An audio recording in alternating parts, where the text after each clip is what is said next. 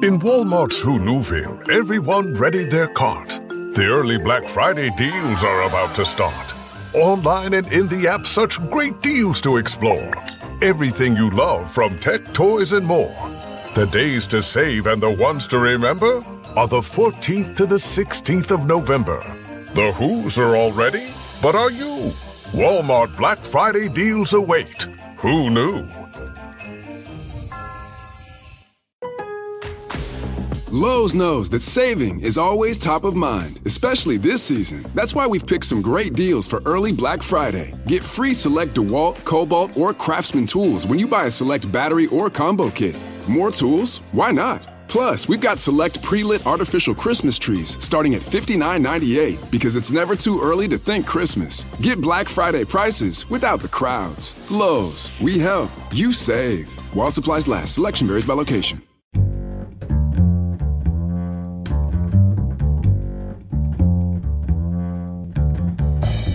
On this Selected Shorts, classics get a makeover.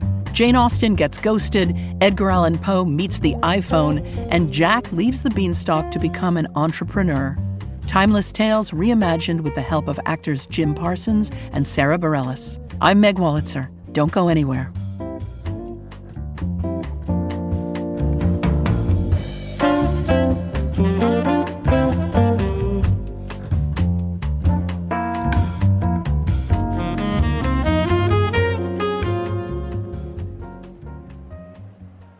We were sure that our program concept, Classics with a Twist, no, it's not a cocktail, would capture the imagination of both our live and broadcast/podcast audiences. Those who encountered classics in middle school may turn up their nose, but classics are beloved by you, short fiction lovers. And you enjoy hearing from deft practitioners capable of transforming these classics into something new, pulling them into the present day with all its complexities. The stories on this show retain enough of their original identities for us to recognize how the material is being questioned and reshaped. But wonderful new versions of the original characters emerge, and they are ones in which we are more likely to recognize ourselves, or at least the world we live in now. One story views a Jane Austen favorite through the lens of third-wave feminism, with a little social media thrown in. In another, a Poe classic is reframed as a critique of the iPhone. And a third turns Jack and the Beanstalk into a story about social as well as beanstalk climbing. We love adding new talent to our already fantastic lineup of shorts readers.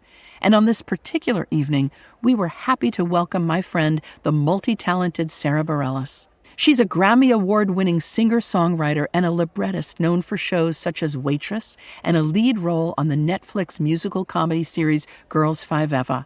And, most exciting to me at least, she's currently at work on the music and lyrics of a stage musical adaptation of my novel, The Interestings, with a book by playwright Sarah Ruhl.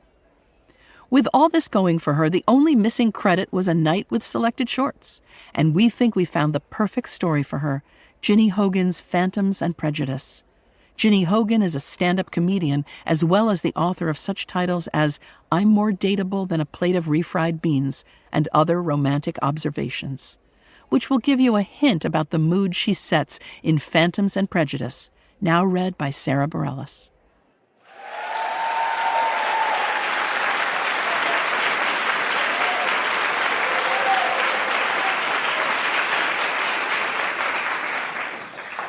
I'm going to try to use a British accent.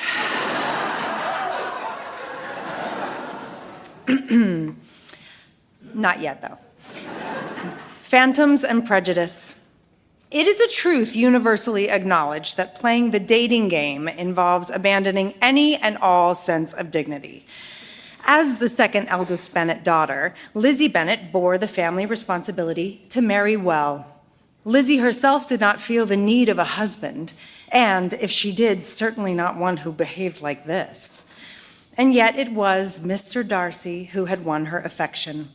It was he whom she had initially rebuffed so firmly, who had ultimately persisted. And now she could not help but confess that she was expecting him to send her a letter. She had been expecting it since Sunday. At length, it occurred to her that perhaps this letter from Mr. Darcy was unacceptably late.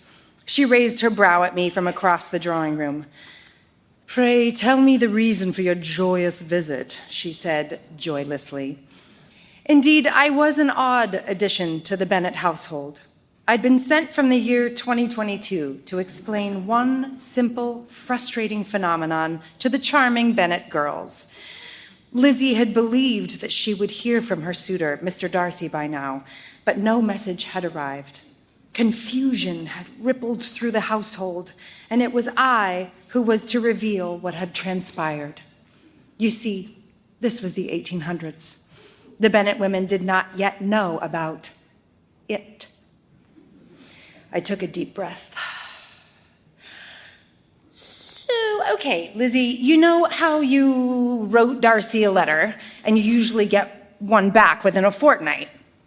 Yes, give or take several days, should a steed fall ill and die. Right. Well, sometimes people you're dating will get your letter and then they just don't send one back. Like they don't want to keep dating, but they don't know how to say so they just ignore you. It's called ghosting. Because it's like he just disappeared, like a ghost. Ghosts! Like all my closest friends! Kitty, the second youngest Bennet, said, clapping her hands. I should surely allow the kind Mr. Darcy to play Leave the Ghosts Be, said Mrs. Bennet. They are as welcome in Longbourn House as you. I would have preferred Lizzie's mom not be there when I broke it to Lizzie that she was being de facto dumped in the most cowardly way possible. But alas, it wasn't my choice. When there's nothing to do but sit in a drawing room all day, rejection becomes a family affair. No, Kitty, I said, Mr. Darcy's not a ghost. He's just doing what we now call ghosting, not responding. Aghast, Lizzie stared into my eyes. He is not going to write? He did not want to write, and so he did not?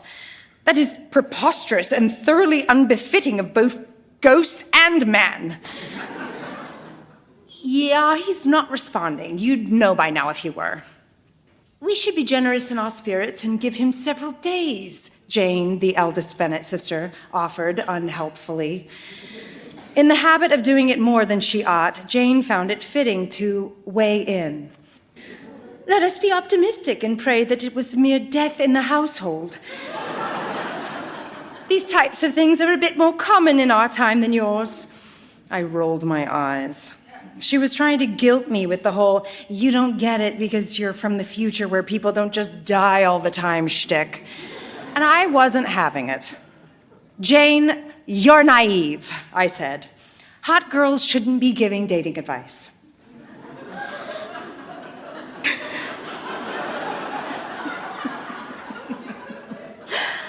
I simply do not believe a gentleman would treat a gentlewoman like this.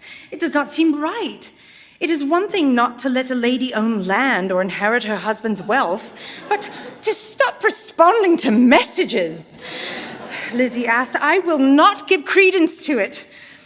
How could I get through to Lizzie? She had to move on with her life. Surely there must be some other neighbor she could fall for. Someone else must have a farm or a parsonage or something. Guys just do that. Women do too. We've put a name on it in the 21st century, but it's been happening forever. It's a coward's way out. They say they want to hang, and then they'll stop responding. Mr. Darcy is not like other gentlemen, Lizzie said. He is fictional. I got her point, but at this stage in my dating life, I'd stopped trusting any of them, fictional or not. The Bennet sisters seemed horrified by what I'd told them of 2022, and I felt that it was my duty to calm them in whatever way I could. Don't worry. In the future, you can have jobs and vote and own property, I said. Plus, processed food. I would like to stay in 1813, I should think, Jane asserted. It is nicer here. Wait till you try sun chips, I said. He would simply not respond, said Mrs. Bennet, who remained perplexed. Indeed, Darcy's behavior stood out, even in a world in which women could only advance their social standing through marriage to a wealthy man. And look, as a lady who mostly dates aspiring comedians who don't floss, I kinda got it. Women will put up with a lot. Look, Lizzie, I said, this is a Jane Austen novel. Everyone is just sitting around all day. If he wanted to write you, he would have written you.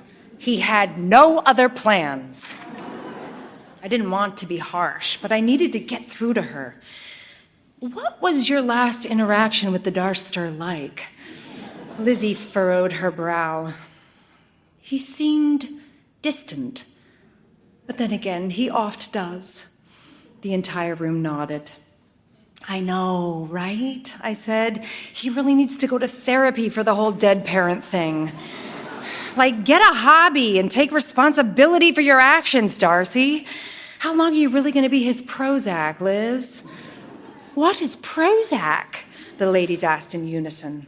Ah, yet another wonderful thing about 2022. I'd happily share mine, but it takes a few weeks to kick in. Anyway, Lizzie, was he more distant than usual? Are we quite sure he did not just have the decency to die? Jane said. She was uniquely unable to wrap her mind around his behavior. Yet another hot girl problem, thinking all guys are good. Mary, the middle, boring Bennet, arose from her chair and took a seat at the piano. She began to play Mozart's Requiem in D minor. A beautiful, haunting song. Haunting, almost like... A ghost! Lizzie exclaimed. I'd reached her. Mr. Darcy wasn't going to write back. I am sorry to say it, but our odd and somewhat unwelcome visitor is right. Darcy is acting like a ghost. He has shown no regard for the moral standards of this society. He is no better than Lydia. The sisters now turned to Lydia, their youngest. She shrugged. They made a good point. His arrogance, his conceit, his selfish disdain, Lizzie was worked up. Dating sucks, I said. I went on 2 incredible dates with this Argentinian painter, and then I asked if she wanted to meet my mom, and she just stopped responding. Mrs. Bennet was horrified. You did not invite her to meet your mother on the first date. No. Perhaps that is why she ghosted, the lady of the house said resolutely.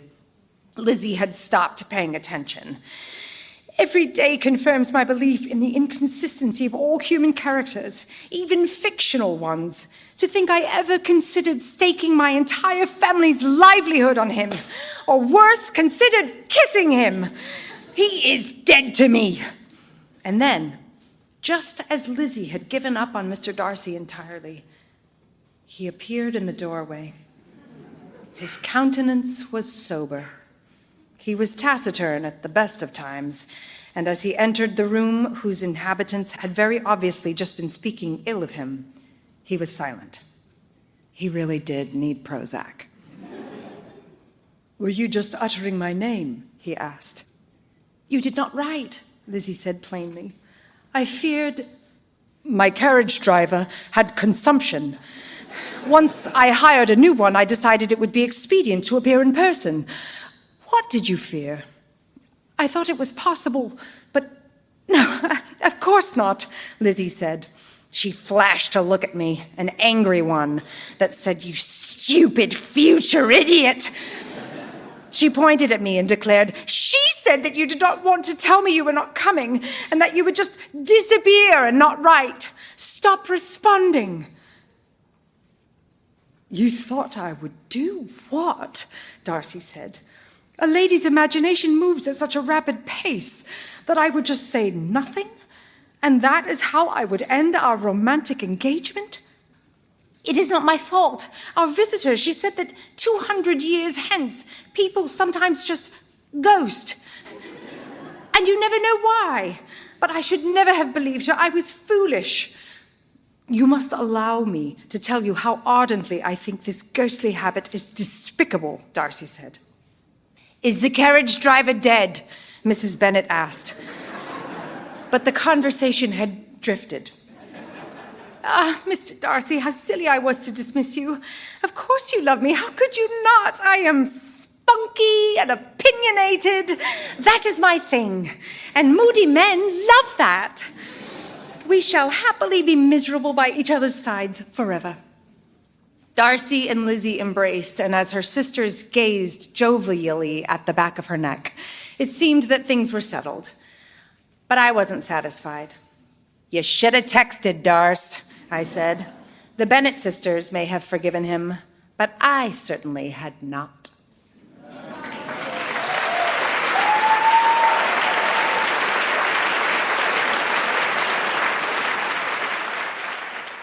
Sara Bareilles performed Ginny Hogan's Phantoms and Prejudice. I'm Meg Wolitzer. Hogan's conceit, a nice 19th century term, is just delicious. There are Jane Austen riffs everywhere in popular culture, including, famously, ones with zombies.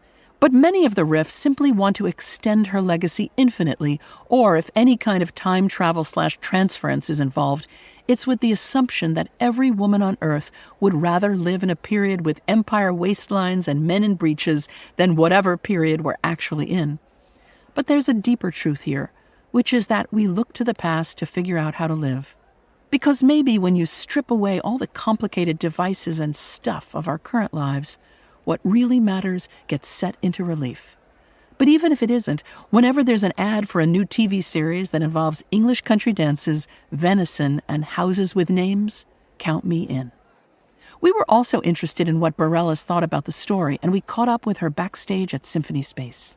I think what was so delightful is bringing the future to the past. I think where that interfaces and why it interfaces is part of what is so charming. You know, what people love about those novels is that they feel contemporary in their own way. They're about, love and romance. And I do think that by bringing the future lens of the more sort of cynical, critical, modern woman to it, it's just really charming. That was Sara Bareilles backstage at Symphony Space. Our second twisted classic by Anthony Marra derives from something pretty twisted to begin with, Edgar Allan Poe's The Telltale Heart. Marra is the best-selling author of books including A Constellation of Vital Phenomena and Mercury Pictures Presents. Our reader is Mike Doyle. You'll know him from his work on shows such as New Amsterdam. He's also a busy writer-director whose films include Almost Love and Passing Through. Here's Mike Doyle with Anthony Marra's version of The Telltale Heart.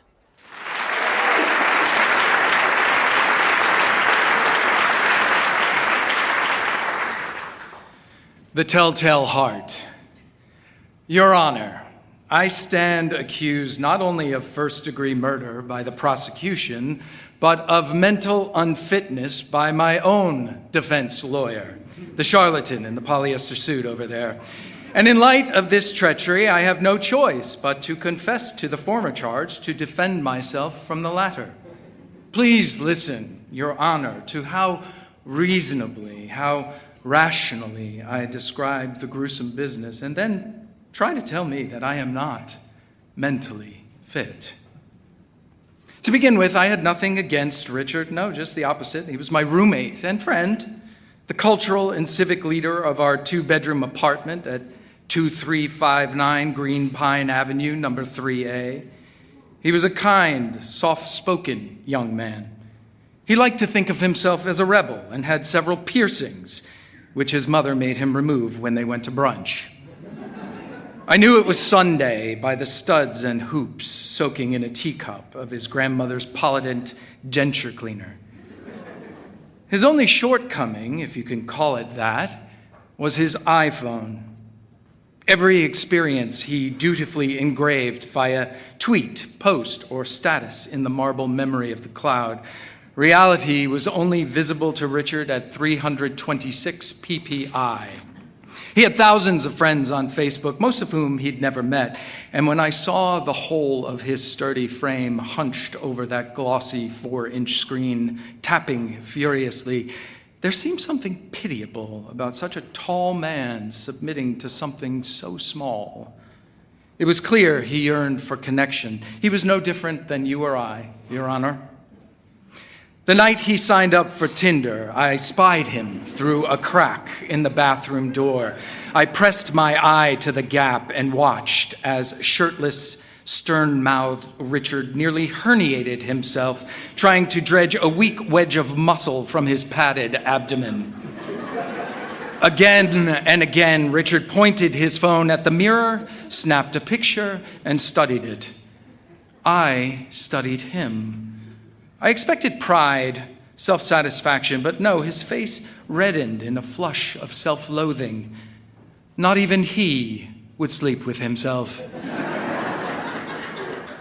I should have backed away and slipped into my bedroom. I know, that would have been the end of it, and I would have. But just when I made up my mind to leave Richard to his private discomfort, his eyes flashed to the mirror, and I saw, or I imagined, that his found mine in the reflection. His eyes were the deep blue of a vulture. And you can call me unfit, but if you stood at that cracked door with those pale blue points pounding into your soul, your spine, too, would have wilted. But he hadn't even seen me, Your Honor. It was only a trick of the light. When Richard went back to the bathroom the second night, I tried to concentrate on the book I was reading, told myself to focus, but was drawn, propelled even, back to the gap in the door. This isn't me, I told myself. I'm no voyeur. But the previous evening, I had witnessed Richard's unvarnished self-doubt had trespassed into an intimate space. And you may call me strange, mad even, but I felt a greater connection to Richard in those moments than I'd ever felt to another person. And so, that second night, I stood in the narrow slab of light that sloped through the cracked door, and I again watched Richard watch himself. Floss launched saliva, asterisked the mirror. Richard stared into it with carefree composure that lasted as briefly as the camera flash. I pushed the door gently, oh, so gently, until the 2-inch crack widened to 3. Still, he didn't see me. He pressed the red delete button and the phone emitted a crumpled crush as the image disappeared. He sighed, drained of everything but relief. Over the next hour, he took dozens of self-portraits, and every time he deleted them, he sighed. Destroying the Richard of 2 seconds earlier seemed to fortify him. He wasn't taking pictures for his Tinder profile anymore. He was taking pictures to delete them. And my lawyer says I'm mad. It was terrible seeing him there at the sink, taking and destroying picture after picture, as if each one brought him closer to erasing his own face. His shoulders loosened as mine hunched. His tendons relaxed as mine stiffened. That was the moment when the idea came to me. Your Honor, my only madness was mercy. I was no more than a forefinger on the red delete button, finishing what he had himself begun. Each night, for 8 nights, I stood at the bathroom threshold, and each night for 8 nights, I cracked the door a few careful inches wider. Each night, I watched, with a kitchen knife hidden behind my back. Not that I was planning anything. No, of course not, only because the presence of the knife pressurized each moment with thrilling possibility. Then, finally, the 8th night, I cracked the door inch by inch until my own face was visible in the corner of the mirror, and still, he refused to see me. He stood shirtless at the mirror, and as one photo became 10, became 20, each of which he erased, Your Honor, I swear I nearly turned away, but in that moment, I noticed that Richard was holding his iPhone at too wide an angle to capture his own reflection in the mirror. The dark, pupilled camera lens stared directly at me. He took my photo, examined it, and went to press the red delete button, but before he could, a roiling terror uncorked inside my chest. Turning pegs taunted my nerves. What happened next was no more premeditated than your next heartbeat. I stepped forward and raised the knife. When I brought it down, his eyes finally met mine. We needn't go into the gory details. You've all seen the crime scene photographs. I stoppered the puncture wounds with cotton balls. I checked his pulse, but anyone could see He was gone. I slid his favorite Oxfords onto his feet, washed the blood from his face, and clothed him. What does one do with a corpse? I had it worked out so plainly, so perfectly. I pried open the living room floorboards and entombed him within the dusty cavity. For the rest of the night, I scrubbed the bathroom, washing blood from the walls, Cloroxing the tiles. When I finished erasing the evidence of Richard's death, I began erasing the evidence of his life. I trashed his toothbrush and wiped the mirror. I zipped the contents of his closet into 2 suitcases and cleared them into the dumpster out back. I worked all night and fell asleep in the purple dawn light. 3 sharp knocks flung me into the somber afternoon. I sat up, my face and chest damp, and tiptoed to the door, half believing I'd dissolve into a puddle of perspiration before reaching it. Could the authorities have been summoned? Had I been too loud? Had Richard shrieked as he died, or had I, as I dreamed? But the woman behind the door wore an expression of cautious optimism. She fidgeted with her hair. I stood back from the peephole, having already spent too much of my life watching the inner dramas of others. "Yes?" I asked, opening the door. Her smile was a cheerful breath intruding into the apartment's gloom. "I'm here to see Richard." "How do you know him?" The corners of her lips tightened as she tried to parse an answer. "We've met. Well, we haven't met yet, but we're supposed to hang out." "I'm sorry?" "We have a date," she said. I couldn't believe it. He'd actually met someone on Tinder. "He isn't here yet?" She checked her watch. "I guess I'm a couple minutes early. You mind if I wait inside?" She must have been from some idyllic Midwestern province where people leave their doors unlocked and instruct their children to say thank you when accepting candy from strangers. But I had nothing to fear. I'd been too careful, too crafty. Your Honor, you should have seen how sanely I smiled as I invited her in. A faint buzzing came from somewhere, but I ignored it. I was too busy being convincingly stable, the kind of roommate Richard always wanted me to be. She tapped on her phone while we talked. There, again, a murmur beneath the floorboards. Dear God, was he still alive? No, he couldn't be. Impossible. I had held him in my arms and felt the soul sigh from him. And yet, I crossed the room to stand on the floorboards, but my weight wasn't enough to silence the throbbing beneath. She frowned. Had she heard it too? She must have. "Is something wrong?" I asked. He isn't responding," she said, sending another message on Tinder. "I'll try again." No, I said. One no too many. But I barely heard her because the hum beneath the floorboards had grown to an audible shudder. The vibration pulsed from the wood grain through my shoe soles so that I was not standing on a floor, but on the very frequency of Richard's heart. His heart preserved in that cursed phone, shaking with each message she'd sent. I'd recognize it anywhere, the 2-part clamor so imprinted in my consciousness while I'd lived with Richard that I heard it in foot shuffle, in cricket legs, in my own beating chest. I must have slipped the phone into his pocket as I dressed him. The carelessness! I wanted to shout, to pull my hair, but the woman now looked at me curiously. Oh, God. She pretended not to hear, just as Richard had pretended not to see. I had no choice but to maintain the charade. "Maybe you could call him?" she asked again, checking her watch. "Or maybe not. He seemed like an all right guy when we were messaging, but man, standing someone up from a hookup app? That's just demoralizing." No, it's not that." My voice slipped, my hands trembled. The gears of my dark imagining spun by the pedal power of my pacing. He'd never do that. There must be an emergency, holding him up. "Really? Now I'm worried," she said, setting her hand on my forearm. "Please, call him." I reached for the landline and dialed his number. My breaths quickened to gasps. Richard's heart had stopped on the floor in the bathroom. It had. I had felt the pulse silence beneath my fingertips. Now the short, shimmying pulses grew louder, louder.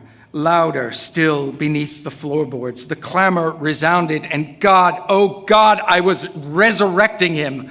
I was putting the drumbeat back into his muted heart. He would rise from beneath the floor. I was sure of it. And then I was sobbing, ranting, weeping. He spoke to me from across the chasm of death. Hi, you've reached Richard, not here, obviously. Leave your name and number, and I'll call you back. The floorboards beneath me had silenced, but I still heard Richard in the static-laced stillness of his afterlife. The woman now tormented me with an expression of grave concern. She asked if I was okay, if I was sick, if I needed a doctor. Could she not hear the vibrations of the phone? The beat still thundered in my ears, booming, banging, blaring. How could she stand there asking if I needed help? Mad, she must be. She knew, she heard, she had. Yet there she stood, torturing me with kindness. It was too much. I couldn't bear it. Anything was better than this anguish. I dropped to my knees, pried up the floorboard, and reached into the dusty cavity to extract Richard's phone. There, I howled, there he is, take it. I thrust it into the woman's hand, and she stared at me, first dumbfounded, then horrified. And before she accepted the phone, before she snatched it and charged outside to call the police, she looked from Richard to me, from Richard's empty eyes to my own, and the three of us shared a moment of genuine connection.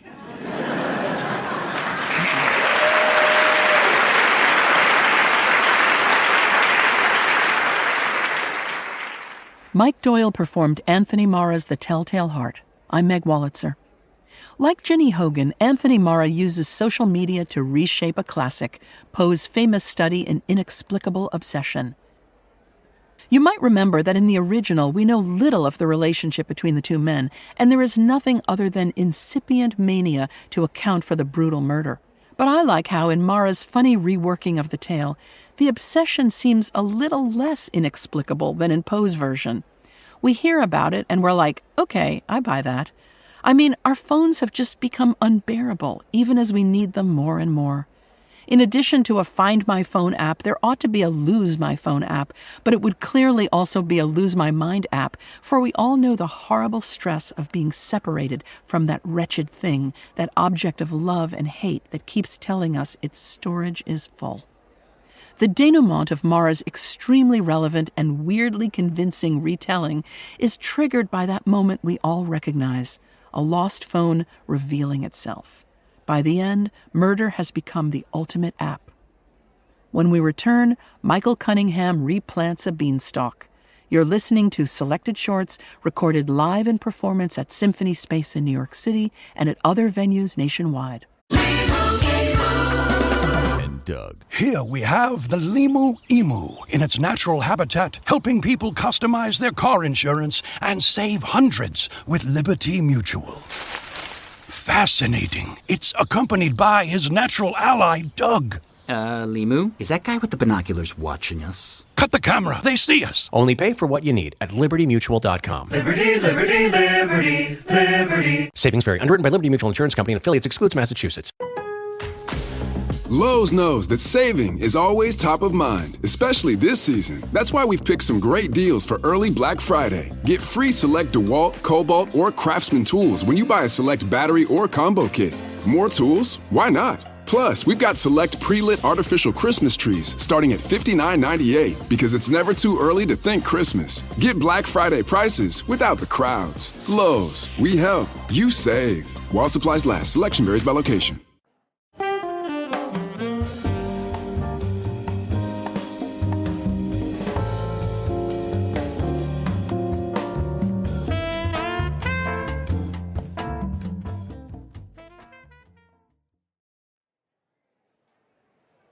Welcome back. This is Selected Shorts, where our greatest actors transport us through the magic of fiction, one short story at a time. I'm Meg Wolitzer. On this program, we're offering unexpected, thought-provoking takes on classic literature, stuff we grew up with that might sound different now that we are grown up. Basically, that's one of fiction's superpowers, to let us hear the familiar family dramas, cultural tropes, historical events in new ways. And on our website, selectedshorts.org, and our podcast, you'll find many examples. Our final story, Jacked, is by Michael Cunningham, author of the Pulitzer Prize-winning novel The Hours. It's from his collection A Wild Swan and Other Tales, which reworks classic fairy tales with often ruefully comic modern twists. Reading it is Jim Parsons, a theater mainstay with credits including Our Town and Paula Vogel's Mother play. But you probably know him best from The Big Bang Theory. Here he is with Michael Cunningham's Jacked.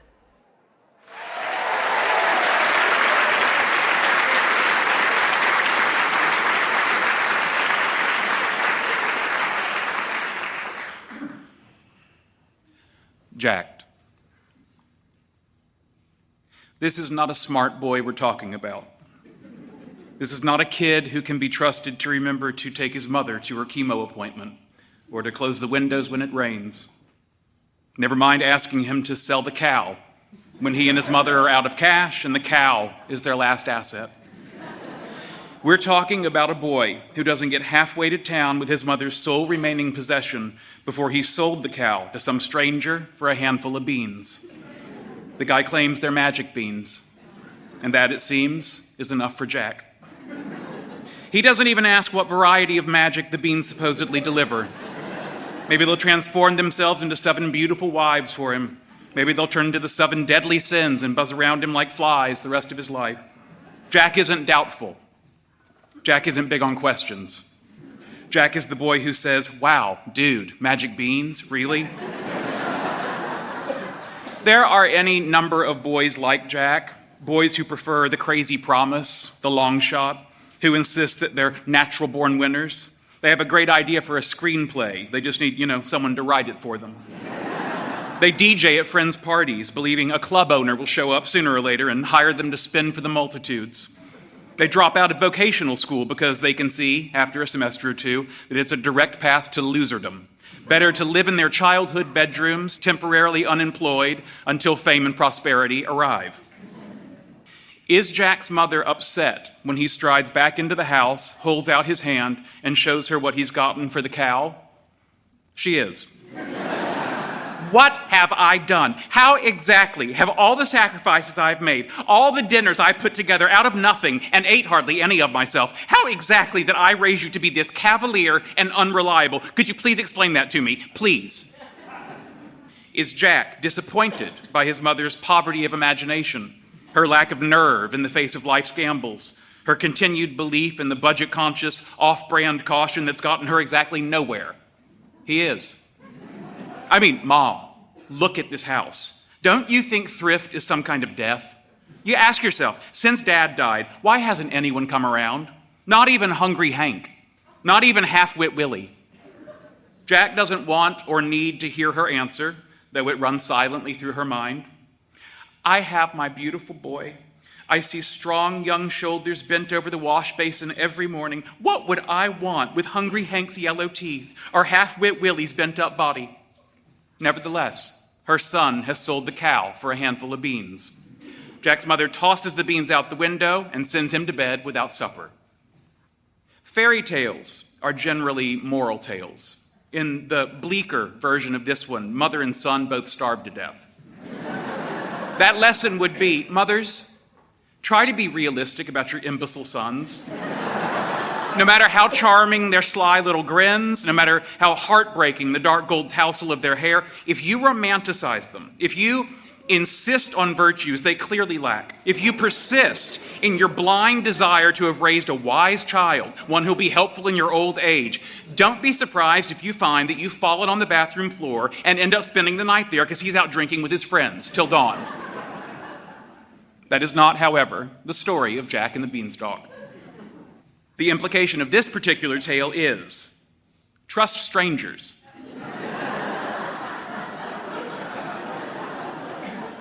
Believe in magic.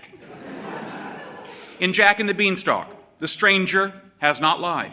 The next morning, Jack's bedroom window is obscured by rampant green. He looks out into leaves the size of skillets and a stalk as thick as an oak's trunk. When he cranes his neck upward, he sees that the beanstalk is so tall, it vanishes into the clouds. Right. Invest in desert real estate where an interstate highway is certain to be built soon. Get in on the ground floor of your uncle's revolutionary new age reversal system. Use half the grocery money to buy lottery tickets every week.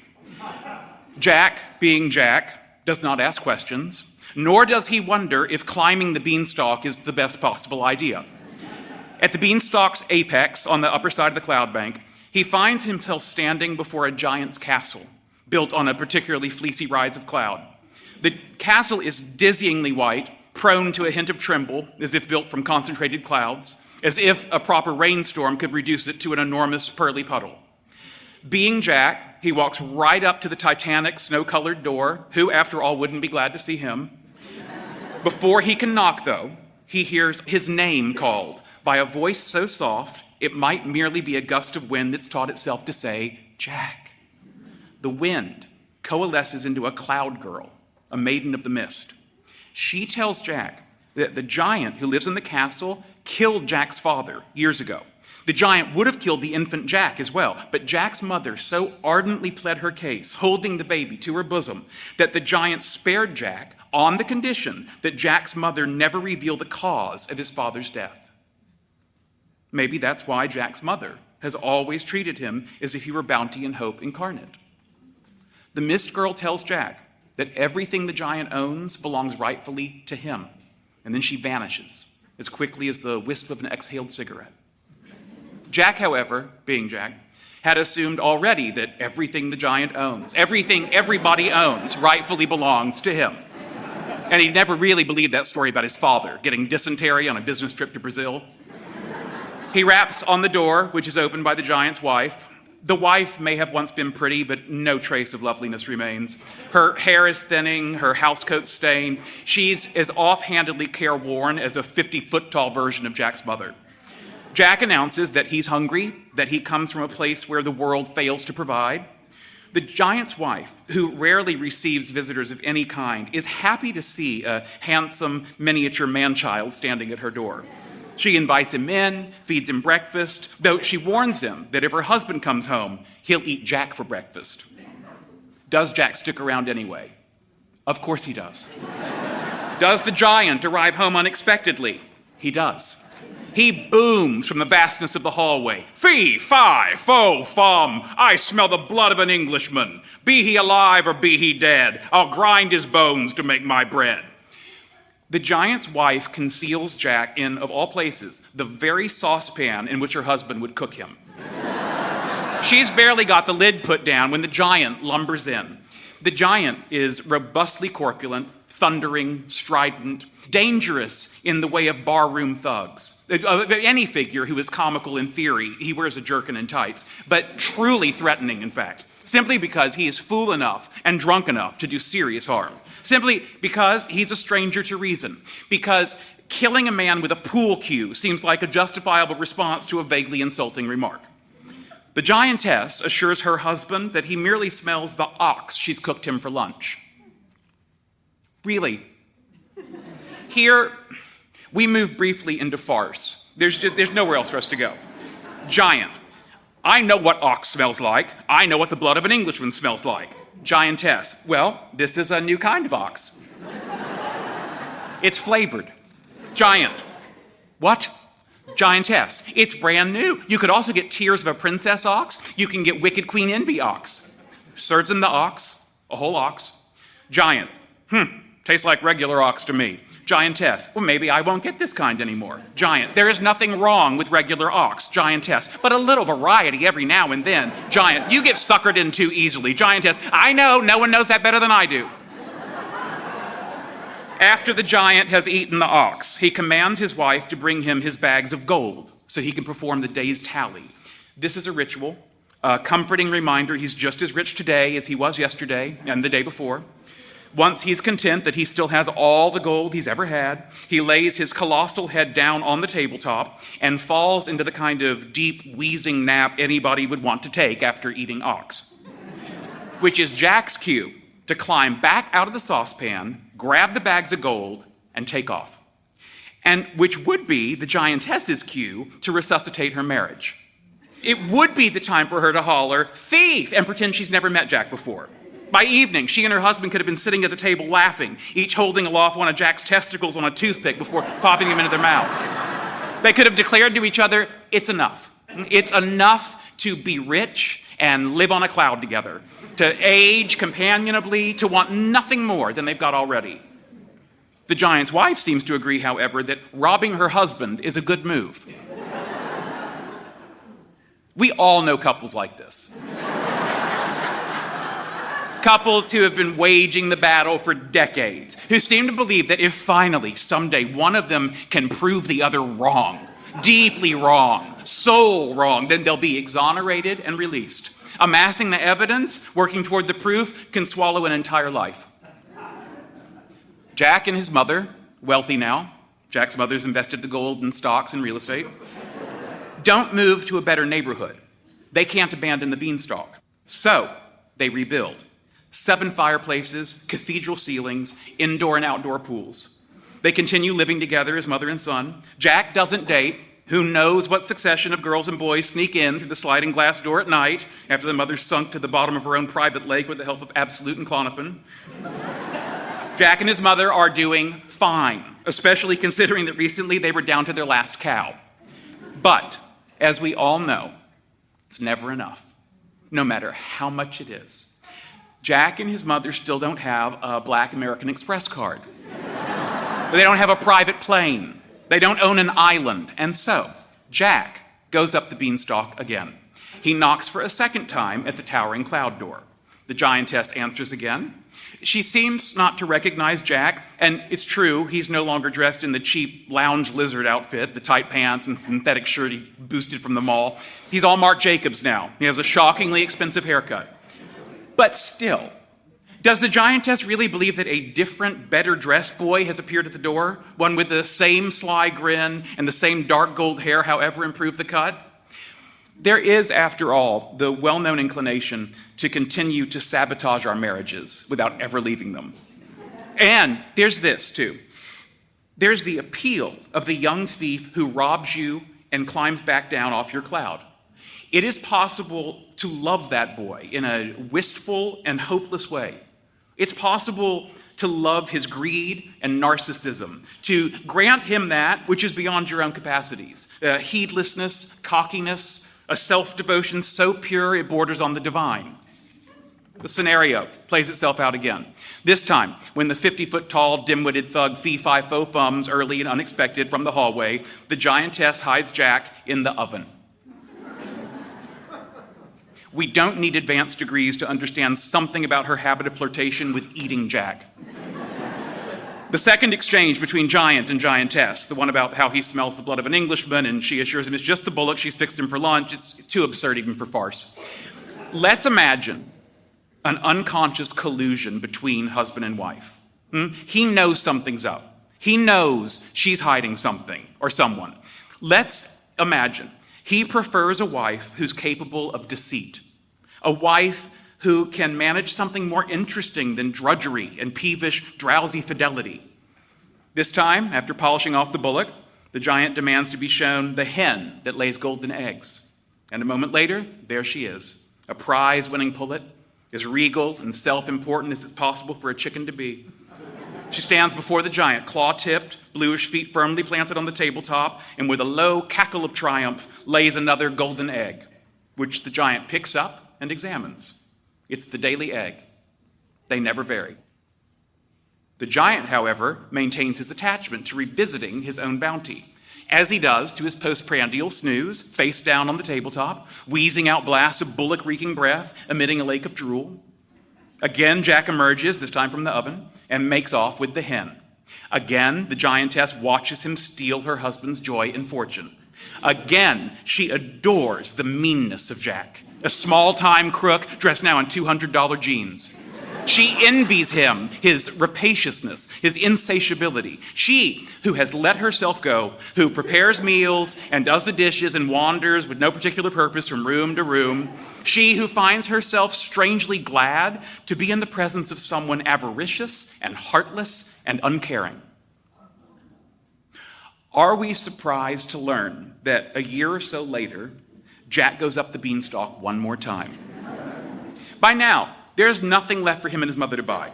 They've got the car and driver. They've got the private plane. They own that small, otherwise uninhabited island in the Lesser Antilles, where they built a house that's staffed year-round in anticipation of their single annual visit.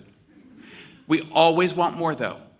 Some of us want more than others, it's true, but we always want more of something. More love, more youth, more. On his third visit, Jack decides not to press his luck with the giantess. This time, he sneaks in through the back. He finds the giant and giantess unaltered, though it would seem they've had to cut back, having lost their gold in the magic hen. The castle has dissolved a bit, and sky knifes in through the gaps in the clouds. The daily lunch of an entire animal runs more along the lines of an antelope or an ibex, sinewy, dark-tasting, no longer the fattened, farm-tender ox or bullock of their salad days. Still, habits resist change. The giant devours his creature, spits out its horns and hooves, and demands his last remaining treasure, a magic harp. The harp is a prize of a different order entirely. Who knows about its market value? There's nothing so simple as gold coins or golden eggs. It too is made of gold, but it's not prosaic in the actual way of currency. It's a harp like any harp, strings, knee, neck, tuning pins, but its head is the head of a woman. Slightly smaller than an apple, more stern than beautiful, more Athena than Botticelli Venus, and it can play itself. The giant commands the harp to play. The harp obliges. It plays a tune unknown on earth below, a melody that emanates from clouds and stars, a song of celestial movements, the music of the spheres, that which composers like Bach and Chopin came close to approximating, but which, being ethereal, cannot be reproduced by instruments made of brass or wood, cannot be summoned by human breath or fingering. The harp plays the giant into his nap. That gargantuan head makes its thudding daily contact with the tabletop. What must the giantess think when Jack creeps in and grabs the harp? What, again? You're kidding. Would you actually want the very last of our treasures? Is she appalled or relieved or both? I mean, does she experience some ecstasy of total loss? Or has she had enough? Is she going to put an end at last to Jack's voracity? We'll never know. Because it's the harp, not the giantess, who finally protests. As Jack makes for the door, the harp calls out, "Master, help me, I'm being stolen." The giant wakes, looks around uncertainly. He's been dreaming. But can this be my life? Like my kitchen, my haggard and grudging wife? By the time he's up and after Jack, Jack has already traversed the cloud field and reached the top of the beanstalk, holding firm to the harp as the harp cries out for rescue. It's a race down the beanstalk. Jack is hampered by his grip on the harp. He can only climb one-handed, but the giant has far more trouble than Jack in negotiating the stalk itself, which for the giant is thin and unsteady, like the rope he was forced to climb in gym class when he was a weepy, lonely boy. As Jack nears the ground, he calls to his mother to bring him an axe. He's lucky she's semi-sober today. She rushes out with an axe. Jack chops the beanstalk down while the giant is still as high as a hawk circling for rabbits. The beanstalk falls like a redwood. The giant hits the earth so hard, his body crashes through the topsoil, embeds itself 10 feet deep, and leaves a giant-shaped chasm in the middle of a cornfield. It's a mercy of sorts. What, after all, did the giant have left with his gold and his hen and his harp, all gone? Jack has had the hole filled in, right over the giant's body, and in a rare act of piety, he's ordered a grove of lilac bushes planted over the giant's resting place. If you were to look down at the lilac grove from above, you'd see that it's shaped like an enormous man, arms and legs akimbo, a man frozen in an attitude of oddly voluptuous surrender. Jack and his mother prosper. Jack, in his rare moments of self-questioning, remembers what the mist girl told him years ago. The giant committed a crime. Jack has, since infancy, been entitled to everything the giant owned. This salves the stripling conscience that's been growing feebly within Jack as he's gotten older. Jack's mother has started collecting handbags. She especially prizes her limited edition Murakami Cherry Blossom by Louis Vuitton. And meeting her girlfriends for lunches that can go until 4 or 5 p.m. Jack sometimes acquires girls and boys in neighboring towns, sometimes rents them, but always arranges for them to arrive late at night in secret. Jack is not, as we know, the brightest bulb on the Christmas tree, but He's canny enough to understand that only his mother will uncritically adore him forever. That if one of the girls or boys were suffered to stay, the fits of mysterious frustration, the critiques would set in soon enough. The hen, who cares only for the eggs she produces, lays a gold one every day and lives contentedly in her concrete coop with her 24-hour guard, Jack's attempt at exterminating all the local foxes having proven futile. Only the heart is restive and sorrowful. Only the heart looks yearningly out through the window of the room in which it resides, a room that affords it a view of the lilac grove planted over the giant's embedded body. The heart, long mute, dreams of the time when it lived on a cloud and played music too beautiful for anyone but the giant to hear.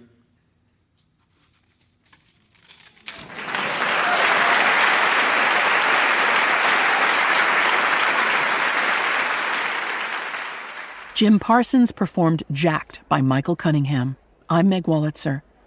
Michael Cunningham is a master of irony, and in Jacked he has turned a classic fairy tale into a comedy of errors, a comedy of manners, and an interrogation of how exactly fairy tale heroes triumph, or not. The result is that if you read this or had it read to you as a child, you are suddenly embarrassed for your clueless younger self. This reimagined classic seemed a great excuse to talk to Michael Cunningham about his work, which sometimes deftly repurposes the past and sometimes meets the present head-on. Have you always been drawn to those stories? Yes, I've always been drawn to those stories. I think they were the first stories I knew when I was a little kid. My mother would read a story to me every night, or sometimes the same story over and over and over again at my insistence. And I think you might say that this collection of my own versions of the fairy tales are kind of myself as an adult trying to answer myself as a very small child and say, well, this is what happens happily ever after. I love that. And was there a particular connection to the Jack and the Beanstalk story? I had some sense of which of the fairy tales had seemed to me as a child to end too abruptly. They're the ones I was most eager, the 12 princes who've been turned into swans, except one of them still has a swan wing because his sister didn't have time to finish the cloak of nettle. What happens to that guy? Yeah. In Jack and the Beanstalk, Jack climbs up the beanstalk and the giant's wife lets him in. She's, kind of, whoa, hot little dude. And he steals her husband's gold. And then after a while, he comes back and she lets him in again. What's going on in that marriage? Right. No, it's really ripe for your kind of sensibility. It certainly is. That was a little of my talk with Michael Cunningham. You can hear the full interview this week as a bonus on our podcast platform. When we at Selected Shorts set out to find twisted classics, we meant no disrespect. Instead, we felt sure that demonstrating the many ways they could be reinterpreted by talented contemporary writers simply proves how resonant and durable they are. Ginny Hogan's treatment of Austen's Pride and Prejudice suggests that no matter what period in history, lovers have to tune out the social clutter and become more self-aware. In his treatment of Poe's The Telltale Heart, Anthony Marra playfully tests the limits of today's dominant obsession, the iPhone. And Michael Cunningham plants a beanstalk that proves that capitalism can topple even a giant and silence his harp. I'm Meg Wolitzer, on my way home to read War and Peace, just in case I'm moved to change it up a little. Thanks for joining me for Selected Shorts.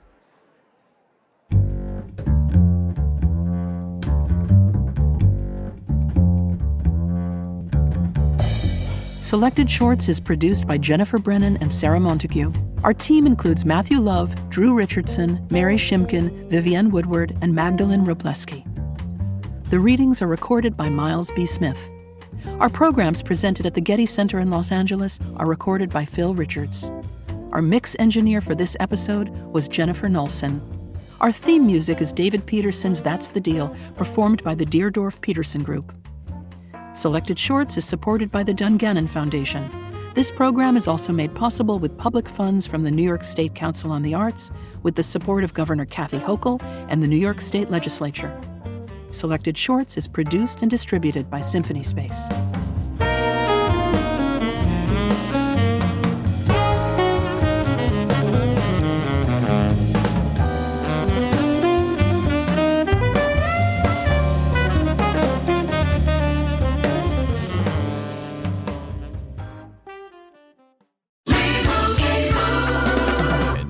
Here we have the Limu Emu in its natural habitat, helping people customize their car insurance and save hundreds with Liberty Mutual. Fascinating. It's accompanied by his natural ally, Doug. Limu? Is that guy with the binoculars watching us? Cut the camera. They see us. Only pay for what you need at libertymutual.com. Liberty, liberty, liberty, liberty. Savings vary. Underwritten by Liberty Mutual Insurance Company and affiliates. Excludes Massachusetts.